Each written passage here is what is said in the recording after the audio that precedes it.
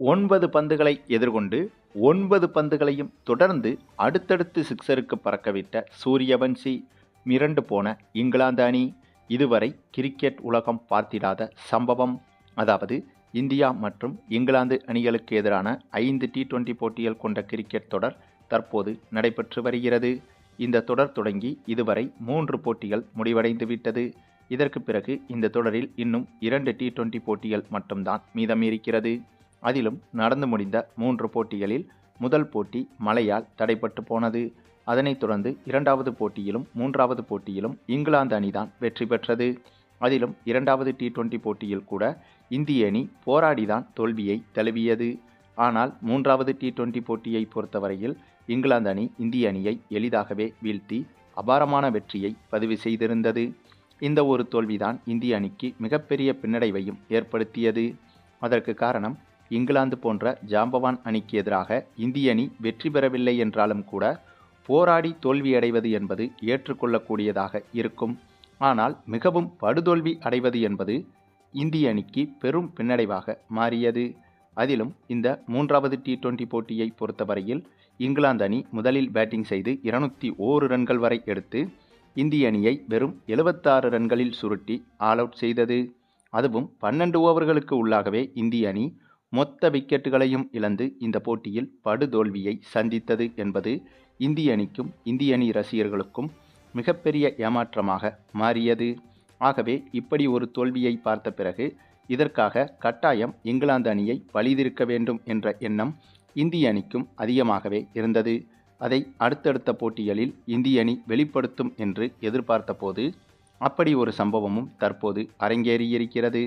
ஆமாங்க, இந்தியா மற்றும் இங்கிலாந்து அணிகளுக்கு எதிரான 4வது T20 போட்டி சற்று முன் தொடங்கியிருந்தது. இந்த போட்டி தொடங்கி டாஸை வென்ற இங்கிலாந்து அணி முதலில் பந்து வீச்சை தேர்வு செய்திருந்தது. அதனைத் தொடர்ந்து பேட்டிங் செய்ய களமிறங்கிய இந்திய அணியை பொறுத்தவரையில் ஓப்பனிங்கில் அபிஷேக் சர்மாவும் சூரியவன்சியும் களமிறங்கினார்கள். அப்படியாக களமிறங்கிய இந்த இருவரில் இந்த முறை பேட்டிங் ஸ்ட்ரைக் எடுத்துக்கொண்டது அபிஷேக் சர்மா தான். அப்படியாக முதல் ஓவரில் மொத்தமாக 6 பந்தையும் அபிஷேக் சர்மா மட்டுமே எதிர்கொண்டார். அதில் 2 பவுண்டரி 1 டபுள் ரன் என எடுத்து மொத்தமாக 10 ரன்கள் வரை அபிஷேக் சர்மா எடுத்தார். இதன் காரணமாக முதல் ஓவரில் சூரியவன்சிக்கு பேட்டிங் செய்யும் வாய்ப்பு கிடைக்கவில்லை. அதன் பிறகு 2வது ஓவரில் சூரியவன்சி பேட்டிங் செய்யும் வாய்ப்பு கிடைத்தது. அந்த போட்டியில் அந்த ஓவரில் சூரியவன்சி ருத்ரதாண்டவ ஆட்டம் வெளிப்பட தொடங்கியது. ஆமாங்க, சூரியவன்சி இந்த போட்டியில் எதிர்கொண்ட முதல் பந்தில் தொடங்கி 9வது பந்து வரையிலும் தொடர்ச்சியாக ஒரு பந்து விடாமல் சிக்ஸரை பறக்கவிட்டார். இதுதான் எதிரணியான இங்கிலாந்து அணிக்கு மட்டுமில்லாமல் ஒட்டுமொத்த உலக கிரிக்கெட் அணிகளுக்கும் அதிர்ச்சியை ஏற்படுத்தியது. இவர் 2வது ஓவரின் முதல் பந்தை எதிர்கொண்டு அந்த பந்தை சிக்ஸருக்கு அடித்து அந்த ஓவரில் போடப்பட்ட மீதி 5 பந்துகளையும் சிக்ஸருக்கு பறக்கவிட்டார்.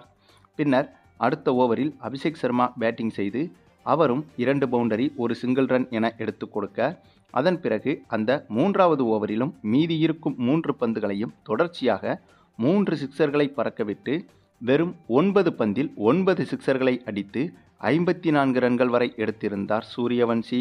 அதுவும் உலகின் அதிவேக அரைசதத்தையும் இதன் மூலம் பூர்த்தி செய்திருந்தார் சூரியவன்சி. வெறும் 9 பந்தில் 54 ரன்கள் எடுத்து உலக சாதனை படைத்தது மட்டுமில்லாமல் ஒட்டுமொத்த உலக கிரிக்கெட் வரலாற்றையும் அலற வைத்து விட்டார் சூரியவன்சி.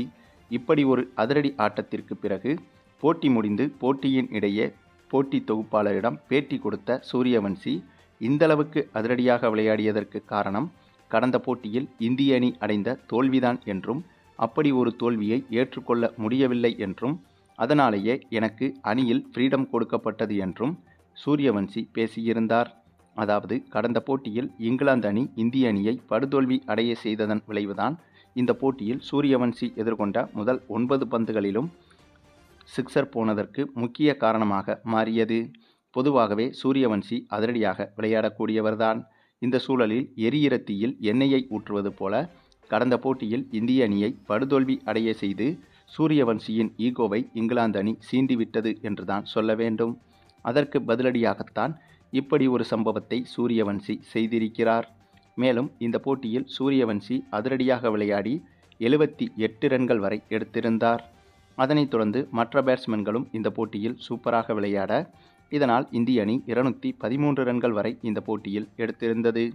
பின்னர் இந்த ஒரு இலக்கை சேசிங் செய்ய களமிறங்கிய இங்கிலாந்து அணியை 162 ரன்களில் சுருட்டி இந்திய அணி பிரம்மாண்ட வெற்றியையும் படைத்தது. அதுவும் இந்த ஒரு போட்டியை பொறுத்தவரையில் கண்டிப்பாக கிரிக்கெட் வரலாற்றில் இங்கிலாந்து அணிக்கு மிகப்பெரிய கரும்புள்ளியாக மாறியிருக்கும். அது மட்டுமில்லாமல் கடந்த போட்டியில் இந்திய அணி தோற்றது கூட கிரிக்கெட் வரலாற்றில் மிகப்பெரிய சம்பவமாக பார்க்கப்படாது. ஏனென்றால் எவ்வளவு பெரிய அணியாக இருந்தாலும் ஏதேனும் ஒரு சில போட்டிகளில் 100 ரன்களுக்கு குறைவாக T20 போட்டிகளில் ஆல் அவுட் ஆகிவிடும். அது ஒரு சாதாரண விஷயம்தான். ஆனால் எந்த ஒரு அணியும் தொடர்ச்சியாக ஒரு பேட்ஸ்மேனை 9 பந்துகளில் 9 சிக்சர்களையும் அடிக்க விடுவது என்பது இதுவரை சரித்திரத்தில் இடம்பெறாத ஒன்றாகும். ஆகவே அப்படி ஒரு சரித்திர நிகழ்வை இங்கிலாந்து அணிக்கு எதிராக செய்து இங்கிலாந்து அணியின் மொத்த மானத்தையும் ஒத்த ஆளாக சூரியவன்சி வாங்கிவிட்டார் என்றுதான் சொல்ல வேண்டும். மேலும் இந்த ஒரு மேட்சை இங்கிலாந்து அணி வாழ்நாள் முழுவதும் மறக்க முடியாத மேட்சாக மாற்றிவிட்டார் சூரியவன்சி. அதுவும் இந்த 4வது T20 போட்டிக்கு தயாராகும் வகையில் நடைபெற்ற வார்ம் அப் மேட்சில் தான் இப்படி ஒரு கொடூர ஆட்டத்தை சூரியவன்சி ஆடியிருந்தார். இதே போல ஒரு ஆட்டத்தை அதிகாரப்பூர்வ 4வது T20 மேட்சிலும் வெளிக்காட்டினால் கண்டிப்பாக இங்கிலாந்து அணிக்கு அது இன்னும் பயங்கர அதிர்ச்சியாக மாறிவிடும். ஆனாலும் கூட இதுவரை நடைபெற்ற வார்ம் அப் மேட்சுகளிலும் கூட இந்தளவுக்கு ஒரு அதிரடி ஆட்டத்தை எந்த ஒரு அணியும் ஆடியது கிடையாது என்பதும் குறிப்பிடத்தக்கது. சூரியவன்சியை பொறுத்தவரையில் இவருடைய ஒவ்வொரு நகர்வும் கிரிக்கெட் உலகை ஆச்சரியப்பட வைத்துதான் வருகிறது. சிறு வயதில் சர்வதேச கிரிக்கெட்டில் நுழைந்து இவர் கலந்து கொண்ட பெரும்பாலான போட்டிகளில் சிறப்பாக விளையாடி இதுவரை கிரிக்கெட் வரலாறு பார்த்திடாத அளவுக்கான அதிரடியில் விளையாடி இந்திய ரசிகர்களின் ஆதரவையும் தாண்டி ஒட்டுமொத்த மற்ற நாட்டு ரசிகர்களின் ஆதரவையும் சூரியவன்சி பெற்றிருக்கிறார். அப்படிப்பட்ட இவர் சர்வதேச அளவில் ஒட்டுமொத்த கிரிக்கெட் வரலாற்றிலேயே மிக குறைந்த வயதில் சர்வதேச போட்டியில் பங்கு பெற்ற வீரராகவும் மாறியிருக்கிறார்.